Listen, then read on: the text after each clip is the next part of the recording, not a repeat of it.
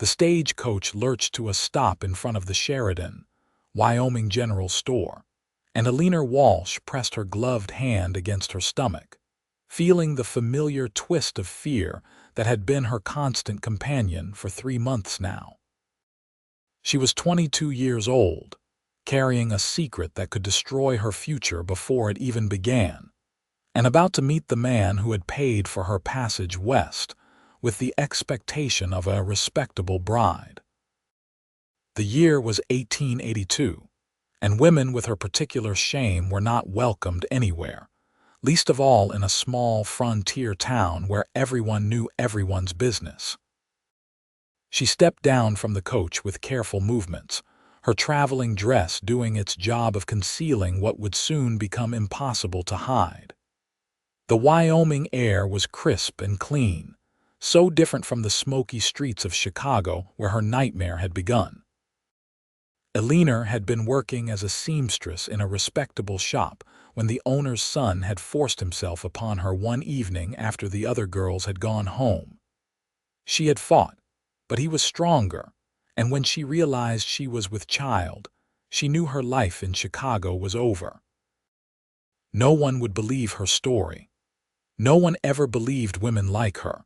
The advertisement for mail-order brides had seemed like divine intervention. A rancher in Wyoming seeking a wife, no questions asked about her past, just a willingness to work hard and build a life together. Eleanor had written to Nathan Cooper with her heart in her throat, describing herself honestly except for the one detail that mattered most. She had told herself she would find the right time to tell him, that perhaps he would be understanding, but as she stood on the dusty main street of Sheridan watching a tall man separate himself from the crowd gathered outside the mercantile, she knew she was a fool. Nathan Cooper was 30 years old with sun-weathered skin and eyes the color of a Wyoming sky before a storm. He removed his hat as he approached, revealing dark brown hair that needed cutting, and Eleanor noticed the way his calloused hands turned the brim nervously. He was handsome in a rugged way that made her chest tighten with unexpected emotion. This man deserved better than a bride who came to him carrying another man's child. Miss Walsh. His voice was deep and warm with a gentleness that surprised her. I'm Nathan Cooper. I hope your journey wasn't too difficult. Eleanor forced herself to meet his eyes, seeing kindness there that made her deception feel even worse. The journey was long but manageable, Mr. Cooper. Thank you for meeting me. Nathan, please. I figure if we're going to be married, we should use given names. He smiled, and she saw the nervousness behind it. This man was as uncertain as she was, just for different reasons. I've got the wagon ready. Thought we could head out to the ranch so you could see your new home before the wedding tomorrow. The preacher's expecting us at 10 in the morning if that suits you. Tomorrow. The word hit Eleanor like a physical blow. She had known the wedding would be soon, but tomorrow gave her almost no time to figure out how to tell him the truth. That's very quick.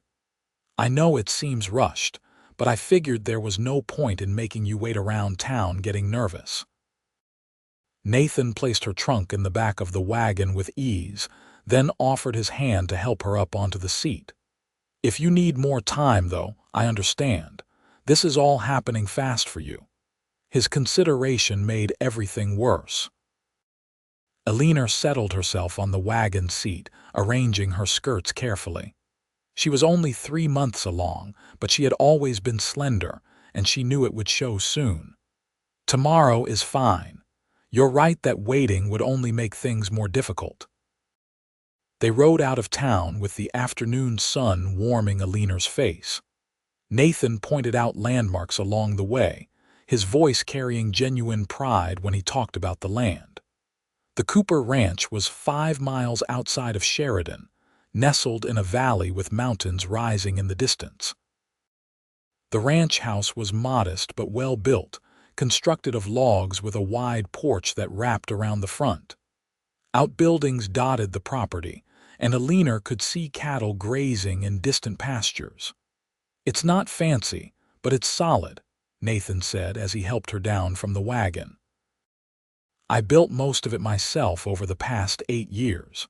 There's a bedroom, a main room with the kitchen, and a small room I've been using for storage that could be fixed up for whatever you'd like." Eleanor looked at the house and felt tears threatening. This man had worked hard to build something good, and she was about to destroy it all. "It's lovely, Nathan.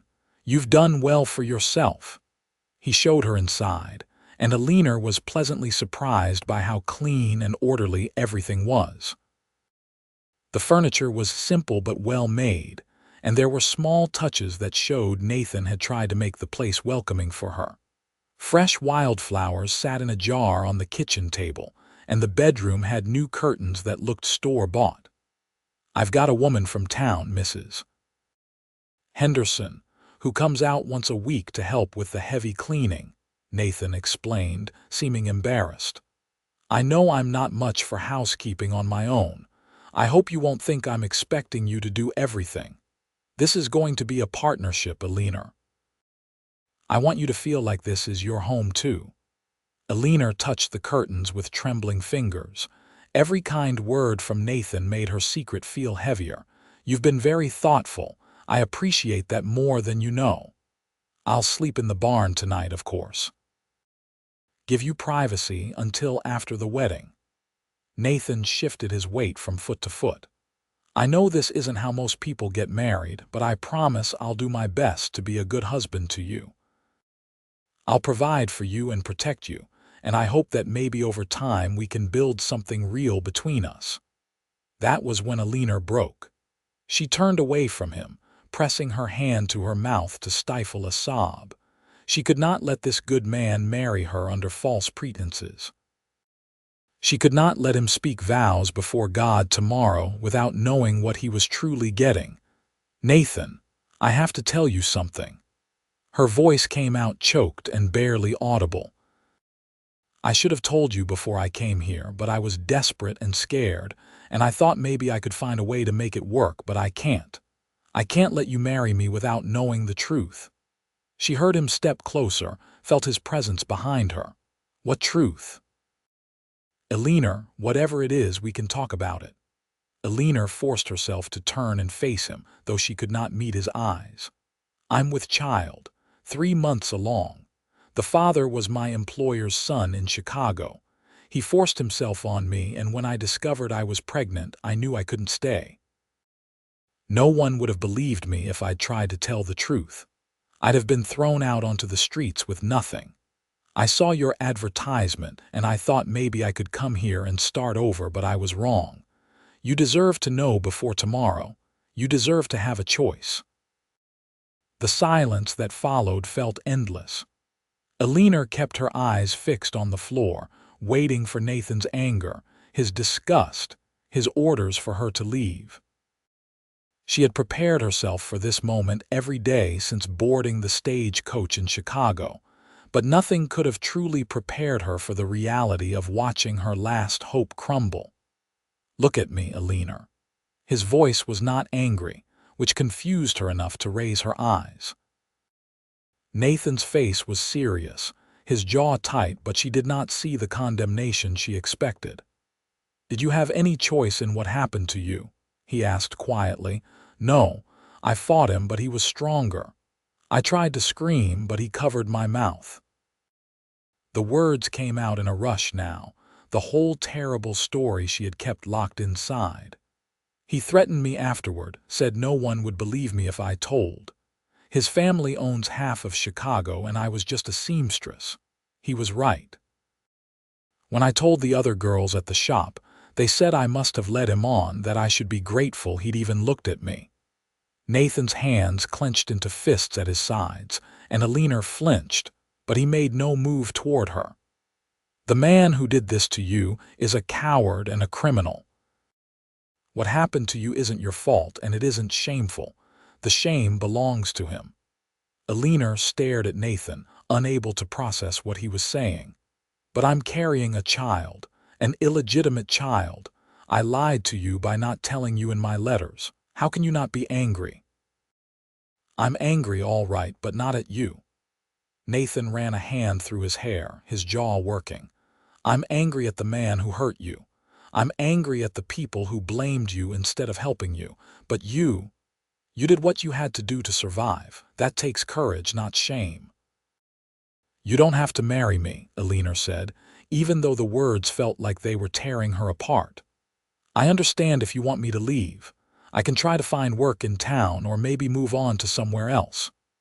"You want to leave?" Nathan asked, his storm-colored eyes searching her face.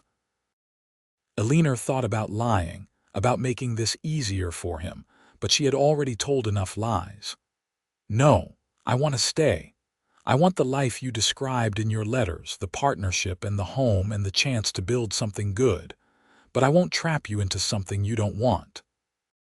Nathan stepped closer and Eleanor held her breath. He reached out slowly, giving her time to move away, and gently lifted her chin so she had to meet his eyes. "Listen to me carefully, Eleanor Walsh. Shame has no place in our home. What happened to you in Chicago is not who you are.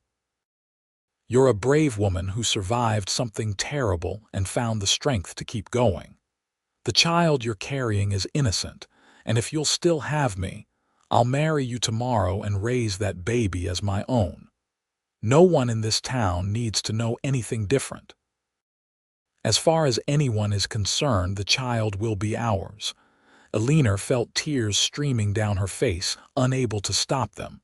"Why would you do that? You don't even know me." "I know enough. I know you were honest with me when you could have kept lying.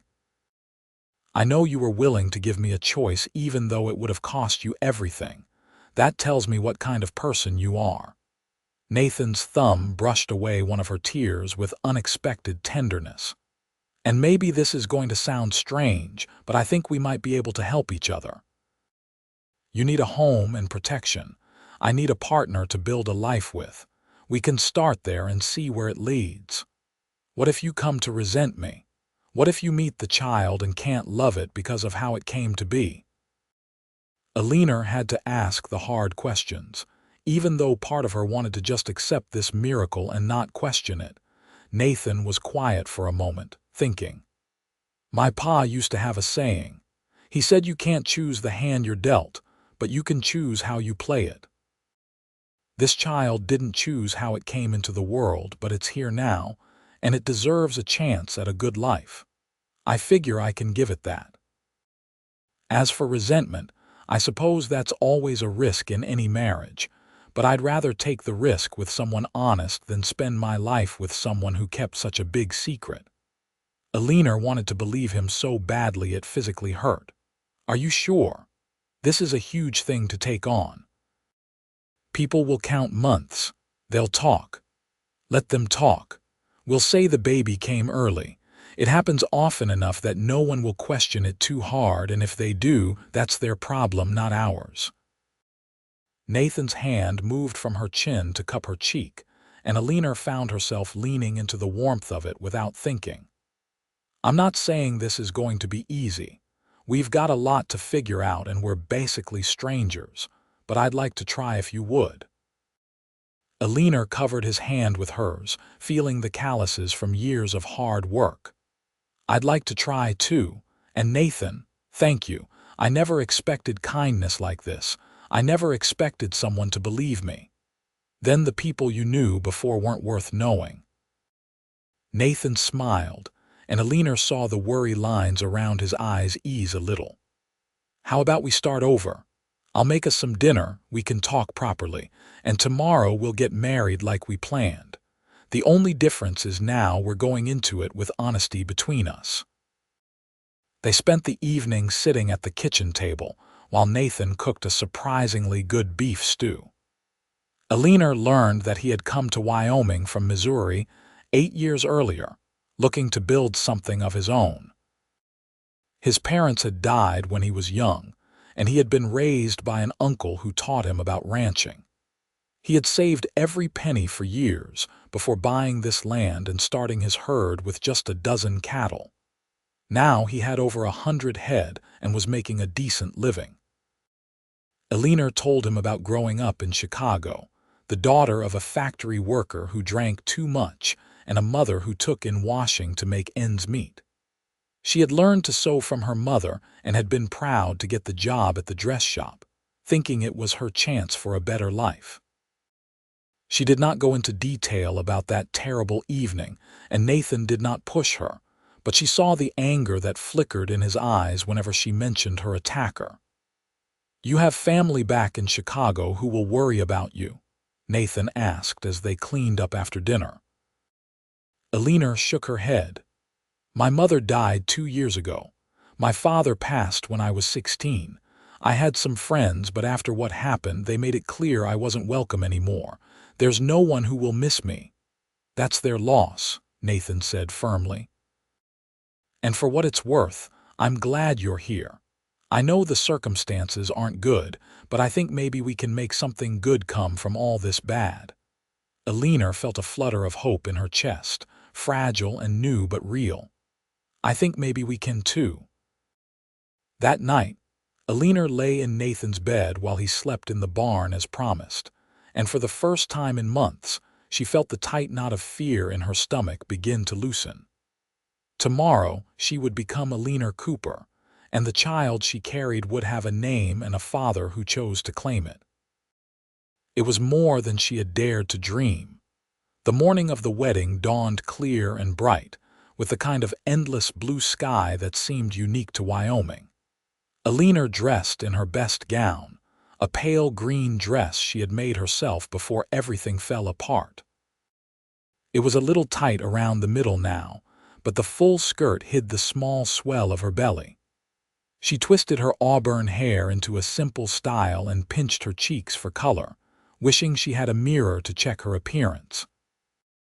Nathan knocked on the door at 9 o'clock, dressed in what were clearly his best clothes.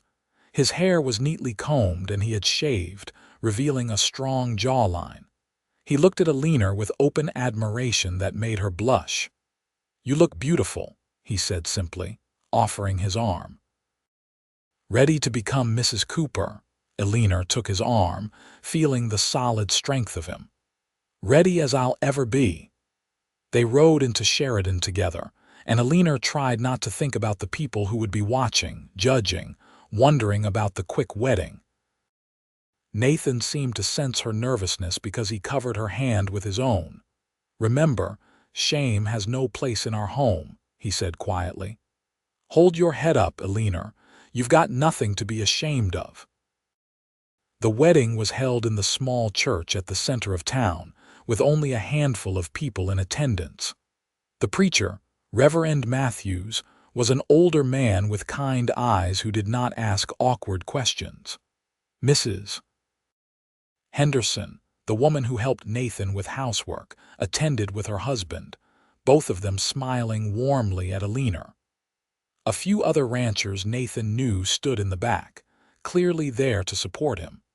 Eleanor spoke her vows in a clear voice, surprised to find she meant every word.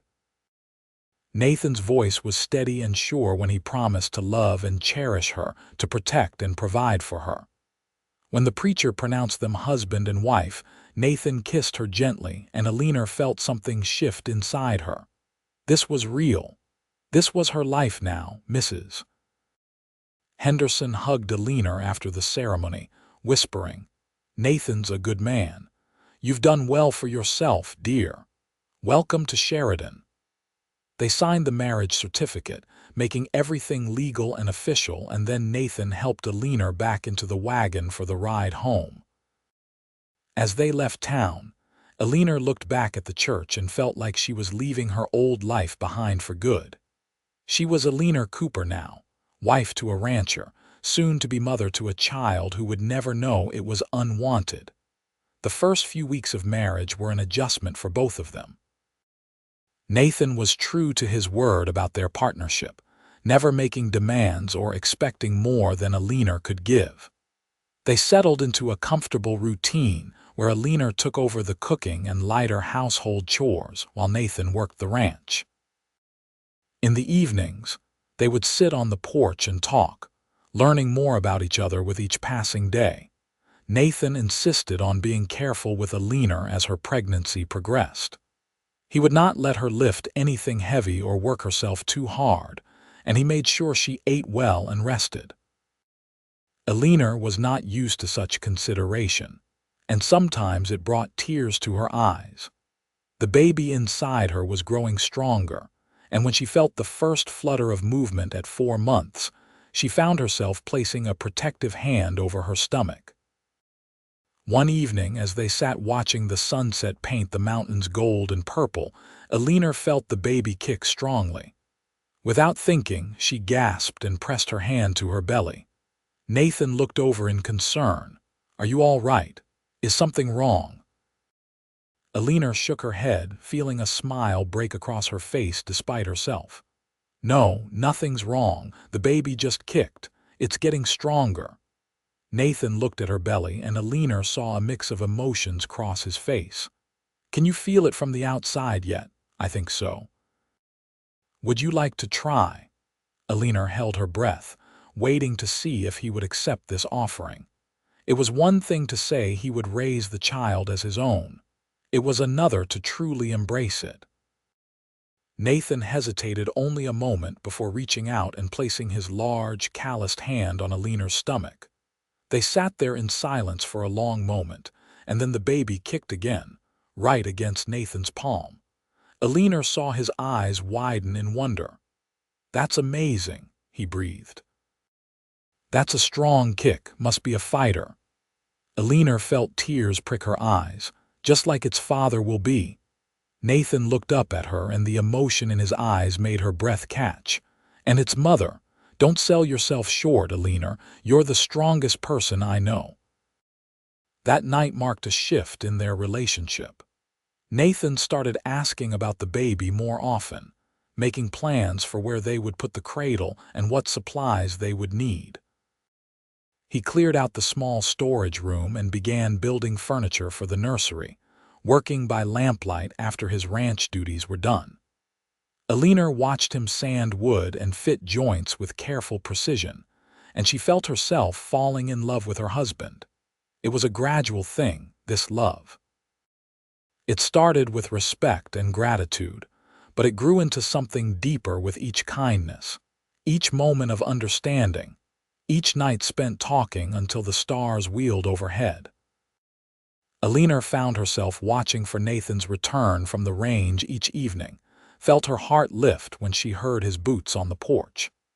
She began to care about his opinions and his dreams, to imagine a future that stretched beyond just survival.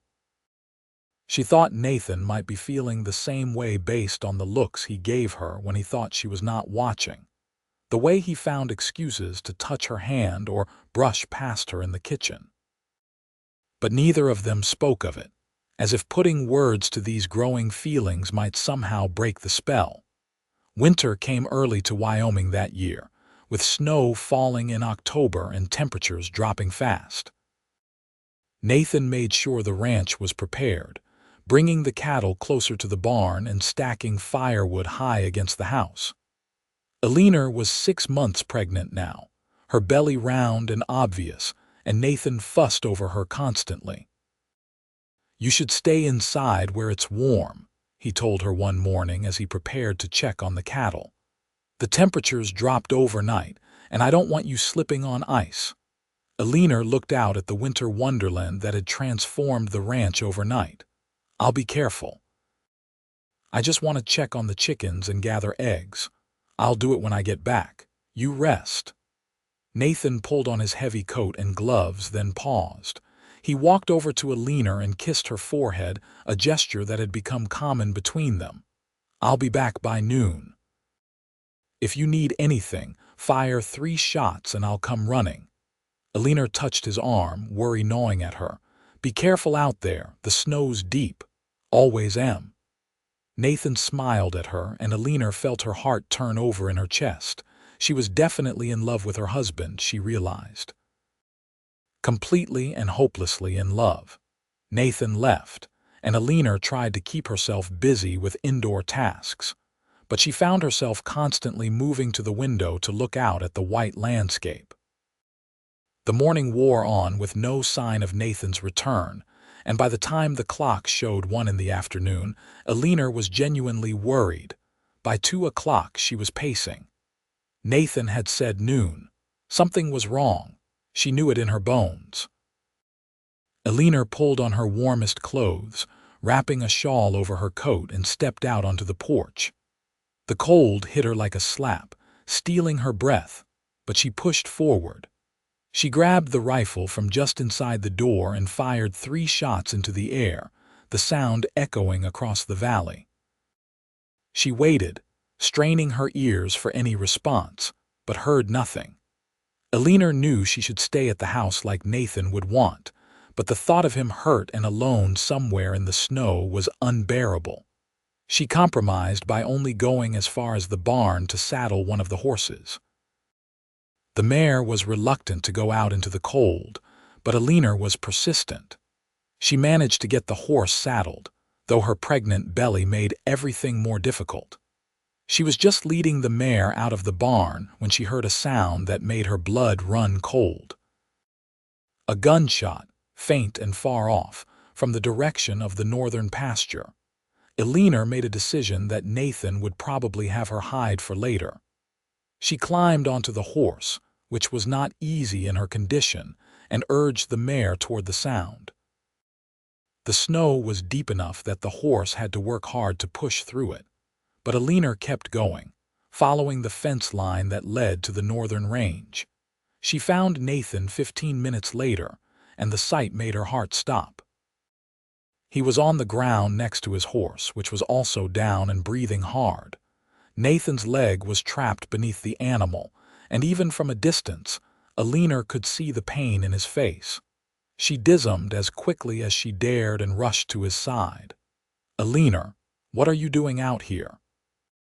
Nathan's voice was tight with pain and anger. "I told you to stay inside where it's safe. I heard your shot. Did you really think I would sit at home knowing you were in trouble?" Eleanor knelt beside him, assessing the situation. The horse was alive but clearly injured, its leg bent at an unnatural angle. Nathan's leg was pinned, but Eleanor could not tell how badly he was hurt through his heavy winter clothes.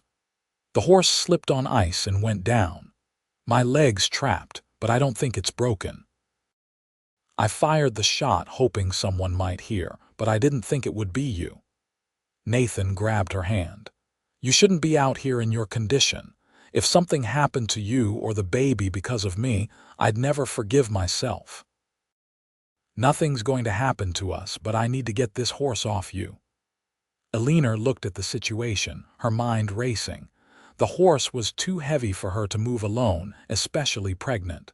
"Can you shoot the horse?" "We can't save it with that leg, and maybe if it's dead weight, I can shift it enough to pull you free." Nathan's face twisted with grief. "He's been with me 5 years, raised him from a colt. I know, and I'm sorry, but we can't leave you trapped out here. It's only going to get colder, and I can't ride for help without leaving you alone." Eleanor squeezed his hand. "Let me do it. You shouldn't have to." Nathan shook his head. "No, he's my horse, my responsibility." He pulled his pistol from his holster with a shaking hand and aimed it at the horse's head. "I'm sorry, old friend." The shot was loud in the winter stillness, and the horse went limp instantly. Eleanor did not give Nathan time to grieve. She moved to the horse's body and pushed with all her strength, leveraging her weight against it. The animal shifted slightly, and Nathan pulled his leg free with a groan. Eleanor helped him stand, taking most of his weight on her shoulders despite her belly. "Can you walk?" "We need to get you back to the house before we both freeze." "I can manage." "Eleanor, you shouldn't be doing this. You're going to hurt yourself." But even as Nathan protested, he leaned on her heavily, and Eleanor knew his leg was worse than he was admitting. Getting Nathan back to the ranch house was the hardest thing Eleanor had ever done. Every step was a struggle through the deep snow, with Nathan's weight threatening to pull her down and her pregnant belly throwing off her balance. The cold was brutal. seeping through their clothes and making every breath painful. Nathan tried to carry more of his own weight, but his injured leg kept giving out. They finally made it to the house as the sun was setting, both of them exhausted and shaking from the cold. Eleanor got Nathan inside and onto the bed, then immediately stoked the fire to blazing.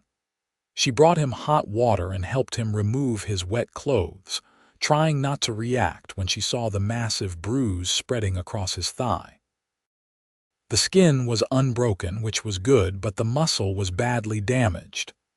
"We need to get the doctor," Eleanor said, wrapping Nathan's leg in strips of cloth soaked in cold water to help with the swelling. "No, doctor. The snow's too deep and it's getting dark. I'll be fine." Nathan caught her hand as she fussed over him. "Eleanor, stop for a minute. You're shaking." Eleanor realized he was right. She was trembling from exhaustion and cold and delayed shock. Nathan pulled her down to sit beside him on the bed, wrapping a blanket around her shoulders. "You saved my life today," he said quietly. "If you hadn't come looking for me, I'd have frozen out there. I know I should be angry that you put yourself and the baby at risk, but mostly I'm just grateful. And amazed. You're 6 months pregnant and you still managed to pull me out of there and get me home." Eleanor leaned against him carefully, mindful of his injured leg. "I couldn't leave you out there. When I heard that shot and realized you were hurt, nothing else mattered. I know it was dangerous, but I had to try." Nathan wrapped his arm around her, pulling her closer. "Why? Why risk so much for me? This marriage was supposed to be practical, convenient. You didn't sign up to risk your life." Eleanor was quiet for a long moment, and then decided that if there was ever a time for honesty, this was it. "Because I love you, Nathan. I didn't plan to. I didn't even think it was possible after everything that happened to me in Chicago. But you've been so good to me, so kind and patient and understanding. You accepted me and my child without judgment. You made me feel safe for the first time in my life. How could I not love you?" She felt Nathan's breath catch, and then he was turning her face up to his. His storm-colored eyes searched hers with an intensity that made her heart race. "Eleanor, I've been in love with you for weeks now, maybe longer. I was afraid to say anything because I didn't want to pressure you, didn't want you to feel like you owed me anything just because I'd given you a home. But God, woman, you've turned my whole world upside down. When I was trapped out there in the snow, all I could think about was you, about how much I wanted to come home to you, about how much I wanted the chance to tell you how I felt." Eleanor felt tears streaming down her face, but for once they were happy tears. "Really? You really love me? With everything I have," Nathan said, and then he was kissing her, really kissing her for the first time since their wedding. It was not the chaste peck they had shared in church, but a deep, passionate kiss that spoke of all the feelings they had been holding back. When they finally broke apart, both breathing hard, Nathan rested his forehead against Eleanor's. "I want you to know something. I don't think of this baby as just your child anymore. It's ours. Mine as much as yours.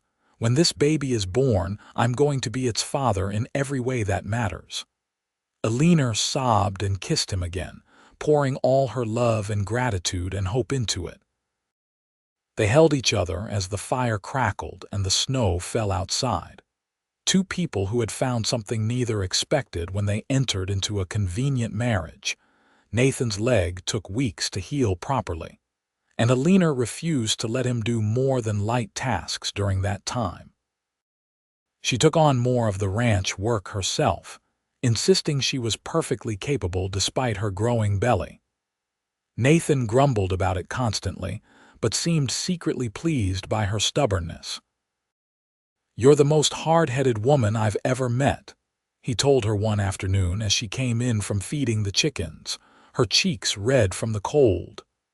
"And you love me for it," Eleanor shot back with a smile, bending to kiss him where he sat by the fire.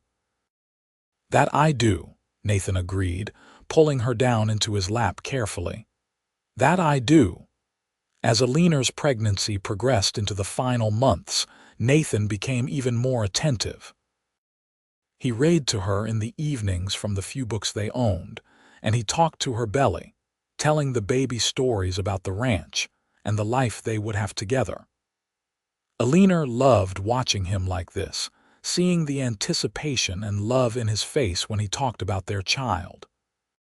"What do you want to name the baby?" Nathan asked one night as they lay in bed together, his hand resting on Eleanor's stomach to feel the baby move.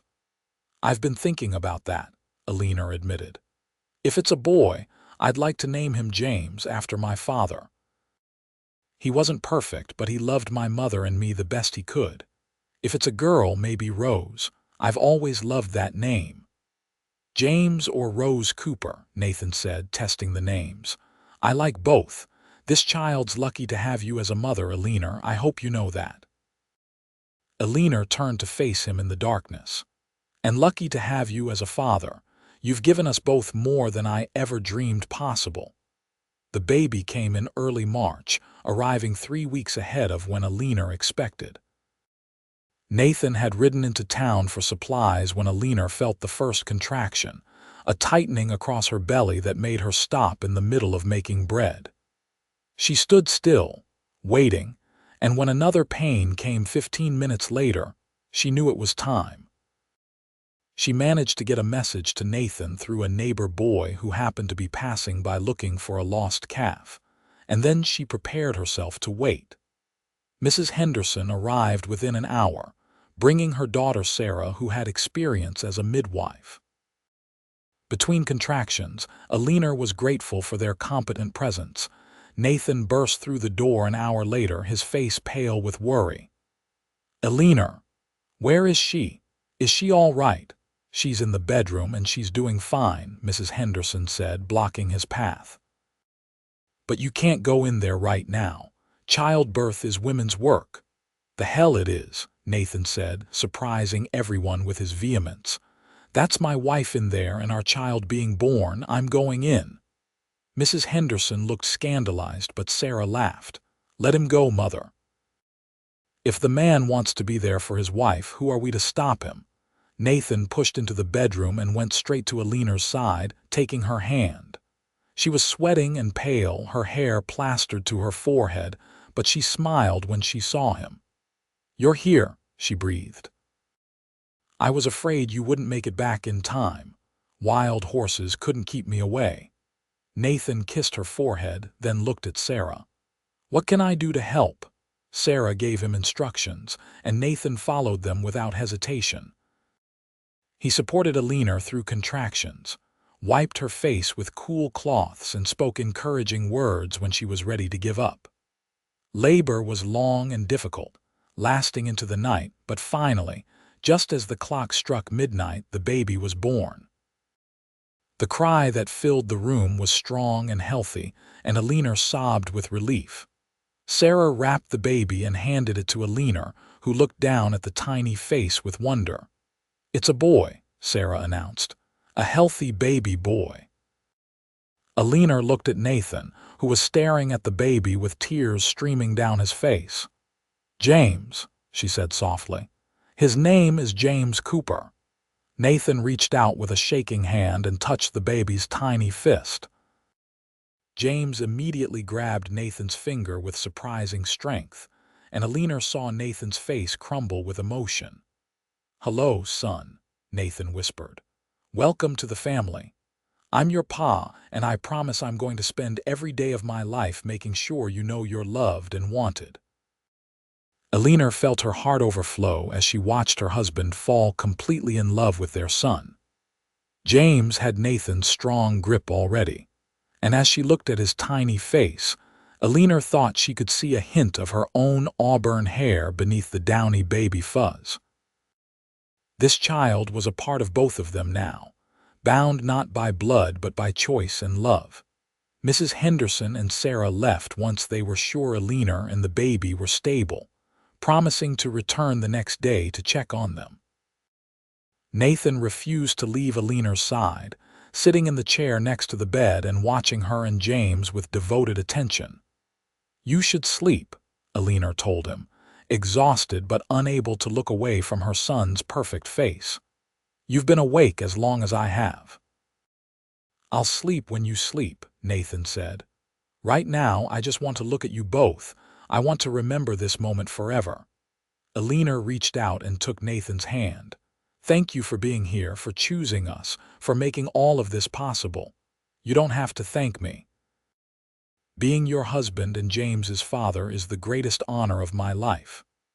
Nathan brought her hand to his lips and kissed it gently. "Get some rest now. I'll watch over you both." Eleanor closed her eyes, feeling safer and more content than she ever had before. She had come to Wyoming expecting nothing, hoping only to survive, and instead she had found everything she never knew she needed. The next few months were a blur of sleepless nights and endless baby care, but Eleanor had never been happier. James was a good baby, strong and healthy with a loud cry that Nathan said would serve him well when he grew up and needed to call cattle. Nathan was a devoted father, getting up for nighttime feedings without complaint and spending every free moment holding his son. Eleanor watched the two of them together and felt her heart grow fuller each day. Nathan was natural with James, patient and gentle, but also playful. He made toys for the baby, carved from wood and sanded smooth, and he sang songs in a surprisingly good voice that made James coo and grab at his father's face. "I think he looks like you," Nathan told Eleanor one evening as they sat on the porch, James sleeping in his arms. "He's got your nose and your hair color." "He's got your stubbornness," Eleanor countered with a laugh. "Have you noticed how determined he is when he wants something? That's all you." Nathan grinned. "Fair enough. Poor kid got the worst of both of us." "Or the best," Eleanor said softly, leaning against Nathan's shoulder. "I think he got the very best." As James grew from infant to toddler, the ranch prospered. Nathan expanded the herd and built a better barn. Eleanor started a garden and began selling her sewing work to other women in Sheridan. They made a good team, working together to build something solid and lasting. James's first word was "Pa," which made Nathan grin for days. His second was "Mama," which made Eleanor cry happy tears. By the time James was 2 years old, he was toddling around the ranch getting into everything, a constant source of joy and occasional frustration for both his parents. One afternoon, Eleanor was working in the garden while James played nearby when she heard riders approaching. She looked up to see 3 men she did not recognize heading toward the house. Something about them made her uneasy, and she quickly scooped up James and headed for the door. Nathan emerged from the barn, his eyes narrowing as he saw the riders. He walked to meet them, placing himself between them and Eleanor. "Can I help you gentlemen?" The lead rider, a man with cold eyes and expensive clothes, dismounted. "I'm looking for a woman, Eleanor Walsh. I was told she might be in this area." Eleanor felt her blood turn to ice. That voice. She knew that voice from her nightmares. It was him, the man who had attacked her in Chicago. She pulled James closer, her mind racing with panic. Nathan's stance shifted subtly, his hand moving closer to the gun at his hip. "There's no one here by that name. This is the Cooper Ranch."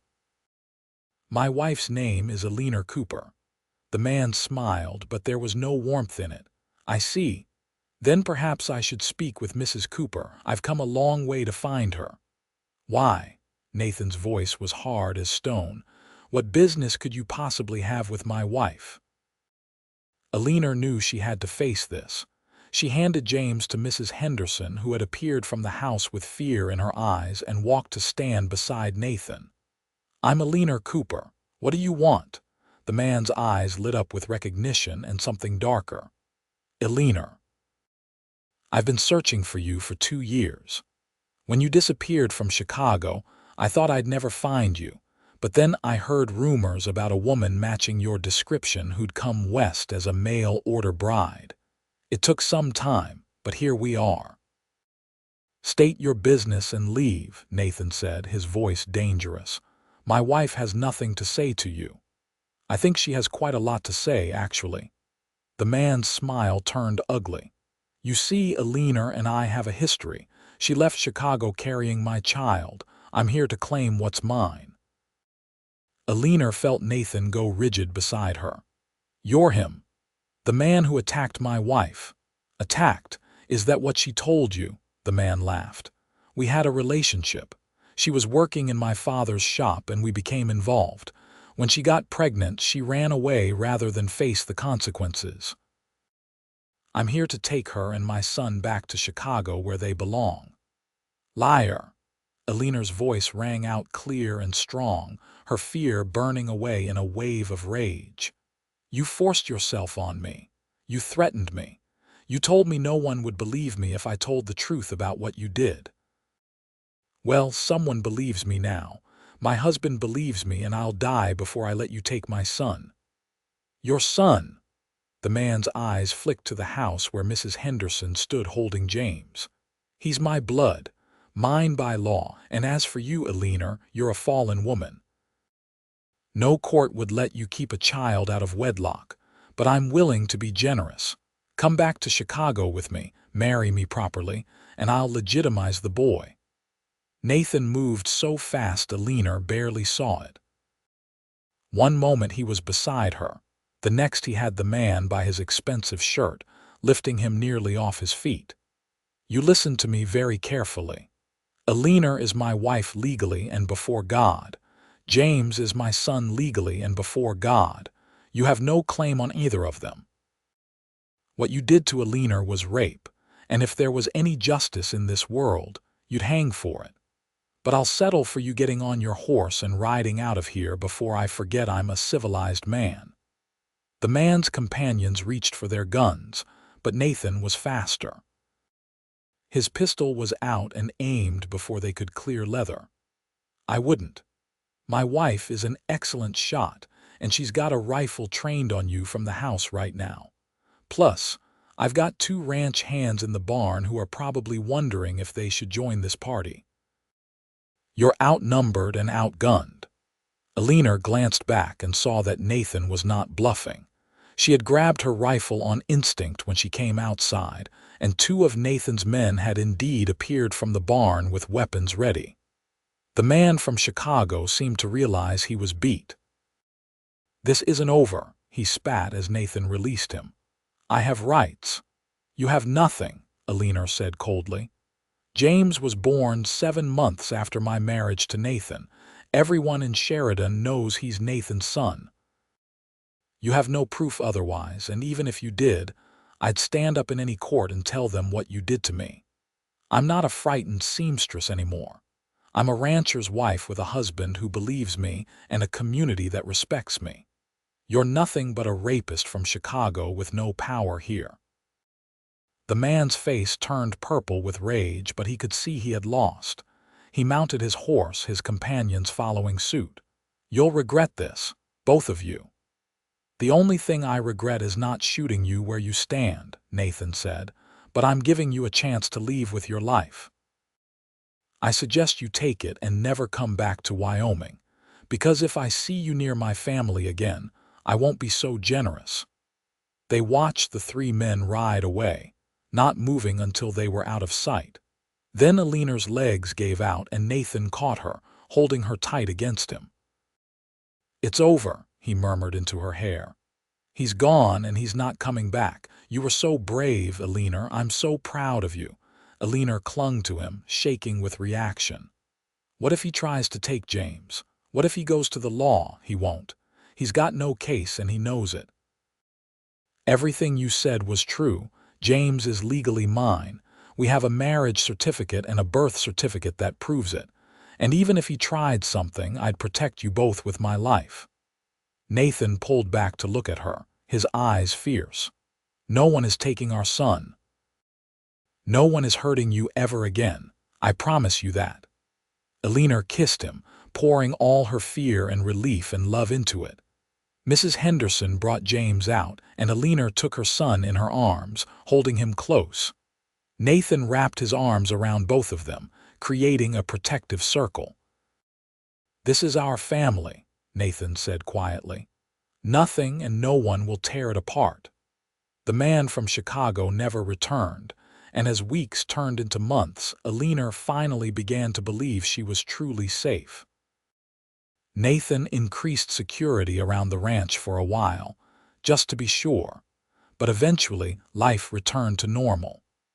James continued to grow, becoming a curious and energetic 3-year-old who followed his father everywhere. One evening, as they sat on the porch watching James play with the new puppy Nathan had brought home, Eleanor rested her hand on her stomach and smiled. Nathan noticed immediately. "What's that smile about?" he asked, reaching over to take her hand. "I think James is going to be a big brother," Eleanor said softly. "I'm about 2 months along now. I wanted to be sure before I told you." Nathan's face lit up like the sun. "Really? We're having another baby, we are. And this time there's no shame, no secrets, no fear. This baby is just ours, made from love." Eleanor leaned against him. "Are you happy?" "Happy doesn't begin to cover it." Nathan kissed her thoroughly, then called out to James. "Hey, buddy, come here. Your mama and I have some news for you." James ran over, the puppy tumbling along behind him. "What news, Pa?" "You're going to have a baby brother or sister," Nathan told him, scooping the boy up into his lap. "What do you think about that?" James considered this seriously. "Can I teach the baby to ride?" Nathan laughed. "Eventually, yes, but the baby has to grow a bit first." "Okay." James seemed satisfied with this and squirmed down to return to his puppy. Eleanor watched her son play and felt her husband's arm around her shoulders, and she thought about how far she had come. 3 years ago, she had arrived in Sheridan pregnant and terrified, certain her life was ruined. Now she had a husband she loved deeply, a son who brought her joy every day, and another child on the way. She had a home, a family, and a community that respected her. "What are you thinking about?" Nathan asked, reading her mood as he always did. "I'm thinking about that first day when I told you my secret. When you said shame has no place in our home. I didn't believe you then. I thought eventually you'd realize what you'd taken on and resent me for it. But you never did. You loved me and James from the beginning, and you gave us a life I never dreamed possible." Nathan cupped her face in his hands, his touch gentle. "You gave me just as much. Before you came, I was alone in this house with nothing but my work. You brought laughter and love and purpose into my life. You made this place a home. Everything good I have is because of you." They kissed as the sun set over the Wyoming mountains, painting the sky in shades of gold and pink. James's laughter rang out as he played, and Eleanor felt the tiny flutter of new life inside her. This was happiness, she realized. This was what it meant to be truly loved and accepted. The second baby arrived that winter, a daughter they named Rose, as Eleanor had once hoped. She had Nathan's storm-colored eyes and a full head of dark hair, and she was perfect. James was instantly smitten with his baby sister, insisting on helping with everything from diaper changes to bottle feeding. Nathan was just as devoted to Rose as he was to James, spending hours rocking her to sleep and making her smile with silly faces. Eleanor loved watching him with their children, seeing how naturally fatherhood came to him. "You're a wonderful father," she told him one night as he walked the floor with a fussy Rose. "I learned from the best," Nathan said, nodding toward where James was sleeping peacefully in his small bed. "That boy taught me everything I know about being a pa. He made it easy. He loves you so much. Both of them do." Eleanor got up and wrapped her arms around Nathan and Rose, creating a circle of warmth. "We're lucky to have you." "I'm the lucky one," Nathan corrected, kissing first Rose's forehead, then Eleanor's. I got the whole world right here in my arms. The years passed in a blur of joy and hard work. The ranch continued to prosper, and Nathan hired more help so he could spend more time with his growing family. James grew into a responsible and kind young man who loved the ranch as much as his father did. Rose was bright and spirited, her laughter filling the house with music. When James was 12 and Rose was 9, Eleanor discovered she was pregnant again, much to everyone's surprise. Nathan was delighted, though he worried about Eleanor since she was older now. But the pregnancy went smoothly, and another son was born, whom they named Daniel. Eleanor was 36 years old now, Nathan was 44, and they had built a life together that exceeded anything either had imagined in those early days. The ranch was successful, their children were healthy and happy, and their love had only deepened with time. One evening, as they celebrated their 15th wedding anniversary, Eleanor stood on the porch looking out at the land they had built their life on. Nathan came up behind her, wrapping his arms around her waist and resting his chin on her shoulder. "You remember the day you arrived in Sheridan?" he asked quietly. "You looked so scared stepping off that stagecoach." "I was terrified," Eleanor admitted. "I thought my life was over.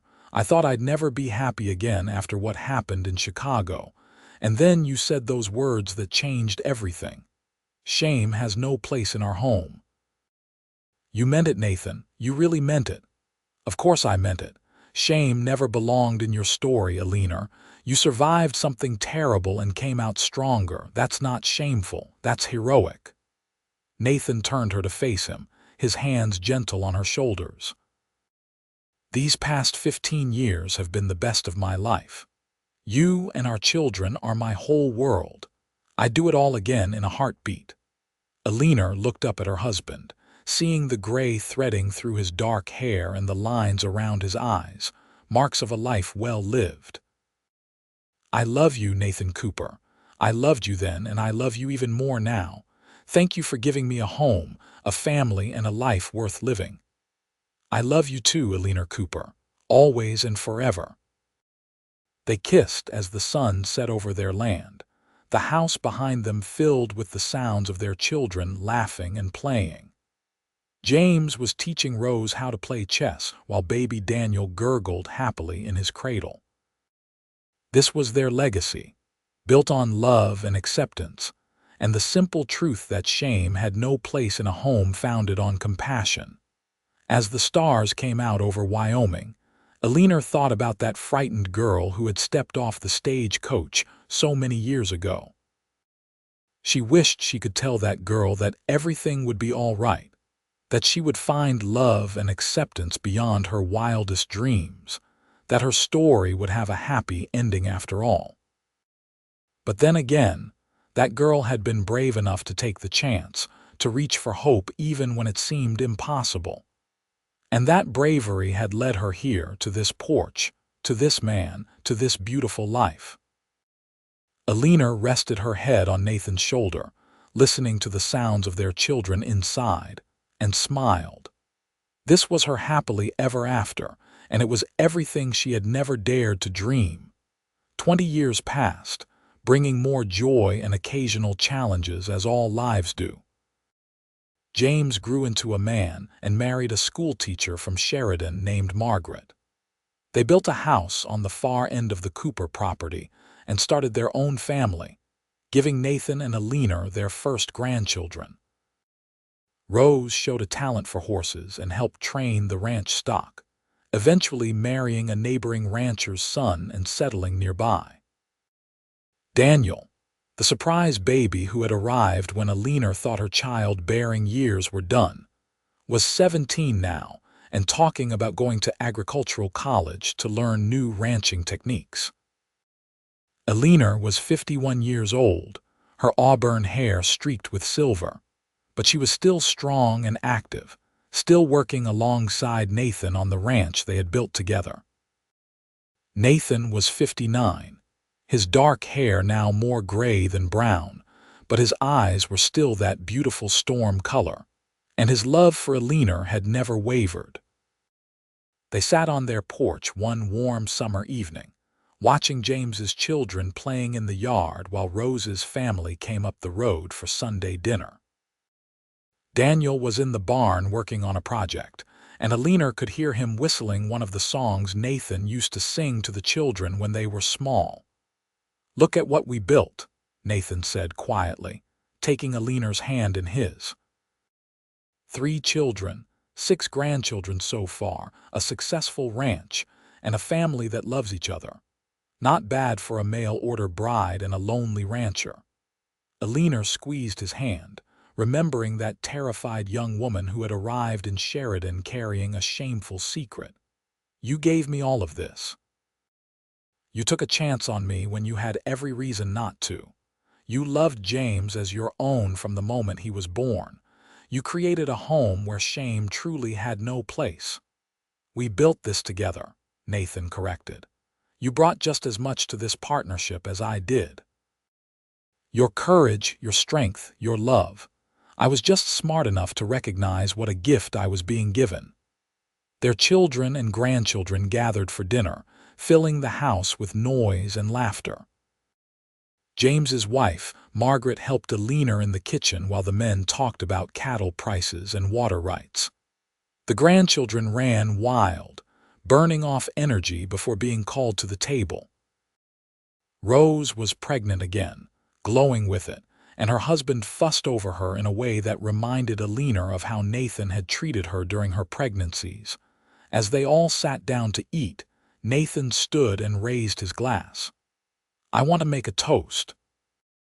To family, to love, and to my beautiful wife Eleanor, who arrived in my life 30 years ago and made everything better. You are the greatest blessing I've ever known." Eleanor felt tears prick her eyes as everyone raised their glasses and echoed the sentiment. She looked around the table at the family they had created, and her heart was full to bursting. This was her legacy. Not the shame of how James had been conceived, not the fear that had driven her west, but the love and acceptance that had allowed all of this to flourish.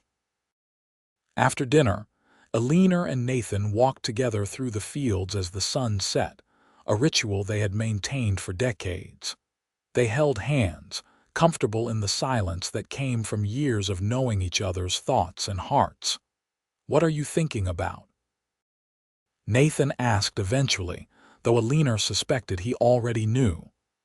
"I'm thinking about that first night after the wedding, when I told you my secret. I was so sure you'd send me away, so certain that no good man would accept me once he knew the truth."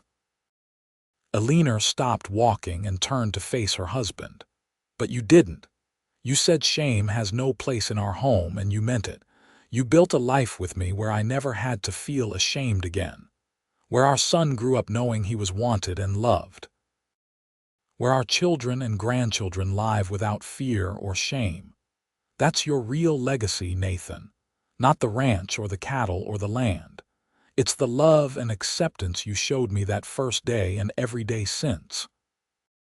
Nathan cupped her face in his weathered hands, his touch still able to make her heart race after all these years. "And you showed me that love isn't about blood or circumstances. It's about choice. Every day I choose to love you. Every day I chose to be James's father, just as I chose to be Rose and Daniel's father. Love is the choice we make over and over again." They kissed as the last light faded from the sky, and Eleanor thought about how different her life might have been if she had not found the courage to step off that stagecoach in Sheridan 30 years ago. If she had not taken the risk of trusting Nathan with her darkest secret. If Nathan had not been the kind of man who understood that shame had no place in a home built on love. But she had taken that risk, and Nathan had been that man. And together, they had created something beautiful from something that had started in pain and fear. They had proven that love could overcome shame. That choice mattered more than blood. That family was built not just by birth, but by commitment and compassion. As they walked back to the house, Eleanor saw lights glowing in the windows and heard the sounds of their family settling in for the evening. James was reading to his children. Rose was nursing her baby. Daniel was probably still in the barn working on whatever project had captured his attention. This was home. This was family. This was love. Nathan pulled Eleanor close as they stood on the porch, looking out at the land they had worked together for 3 decades. "No regrets?" he asked softly. "Not a single one," Eleanor replied honestly. "Well, maybe I regret not telling you sooner that I loved you. I wasted weeks being afraid when I could have been loving you." Nathan laughed. "Then we're even, because I wasted just as many weeks being afraid to tell you, but we got there eventually, and that's what matters." They went inside to join their family, and Eleanor knew that this was what happily ever after really looked like. Not a perfect life without problems, but a life built on love and acceptance, where shame truly had no place, where family meant commitment more than blood, where 2 people who had started as strangers had become soulmates through choice and dedication. Years later, when Eleanor was 72 and Nathan was 80, they still sat on their porch every evening watching the sun set over their land. James ran the ranch now, with Daniel as his partner and Rose's sons learning the trade. There were great-grandchildren playing in the yard, and the Cooper family had become one of the most respected in the county. Nathan's health was failing, though he tried to hide it from Eleanor. She knew, of course. After 50 years of marriage, she knew everything about him. She knew when he was tired, when he was in pain, when he was putting on a brave face for her sake. She did not push him, just stayed close and made sure he knew he was loved. One evening, as they sat together watching the children play, Nathan took Eleanor's hand and said, "I need you to know something." "I know," Eleanor said quietly, squeezing his fingers. "I've always known. These 50 years with you have been the greatest gift of my life," Nathan continued, his voice rough with emotion. "Every single day I've thanked God for bringing you to me, for giving me the chance to love you and our children. I have no regrets, Eleanor, not one." "Neither do I," Eleanor said, tears streaming down her face. "You gave me everything, Nathan. You took a broken, frightened girl and loved her into a strong, confident woman. You showed me what real love looks like. You made me believe in goodness again." Nathan pulled her close, and they sat holding each other as the sun painted the sky in brilliant colors. "Promise me something," he whispered. "Promise me you'll remember that shame has no place in our home, that you'll never forget how loved you are, that you'll live the rest of your life knowing you are valued and cherished." "I promise," Eleanor said through her tears. "And you promise me you'll know that you were the best man I've ever known. The best husband, the best father, the best partner anyone could ask for. You saved my life, Nathan Cooper. In every way a person can be saved." They sat together until the stars came out, surrounded by the life they had built together, and Eleanor knew that whatever came next, they had done it right. They had taken broken pieces and built something whole. They had created a family founded on love and acceptance. They had proven that shame had no place where compassion lived. Nathan passed away peacefully in his sleep 3 months later, with Eleanor holding his hand. The whole town of Sheridan turned out for his funeral, and people told stories of his kindness, his integrity, his devotion to his family. But Eleanor knew the most important story was the one only she could tell. The story of a man who had looked at a frightened mail-order bride carrying another man's child and said, without hesitation, that shame has no place in our home. The story of a love that had transformed 2 lonely people into a family that would span generations. Eleanor lived another 10 years, surrounded by her children, grandchildren, and great-grandchildren. She told them all stories about their grandfather, about the ranch, about the early days when everything was uncertain and scary. And she made sure every single one of them understood the most important lesson Nathan had taught her. That love is a choice, that family is built on commitment, and that shame has no place in a home founded on compassion. When Eleanor passed away at 82, she was buried next to Nathan on the hill overlooking the ranch they had built together. Their great-grandson carved a simple inscription on their shared headstone: Nathan and Eleanor Cooper. Their love cast out shame and built a legacy of acceptance. And in the house below, the Cooper family continued to gather, continued to love, continued to prove that the best inheritances are not money or land, but the values and love passed down through generations. James's great-granddaughter was getting married next spring, and she had chosen to wear the same green dress Eleanor had worn to her own wedding, carefully preserved all these years. She said she wanted to honor the woman who had started it all, who had been brave enough to take a chance on love when she had every reason to hide from it. The story of Nathan and Eleanor Cooper became a legend in Sheridan, Wyoming. People told it to illustrate what real love looked like, what it meant to build a family on acceptance rather than judgment. And though the details were softened over time, the core truth remained. A mail-order bride had arrived carrying a shameful secret, and a cowboy had said shame has no place in our home. And from that foundation of compassion and choice, a legacy of love had been built that would last for generations. That was the real happily ever after. Not perfection, but love. Not ease, but commitment.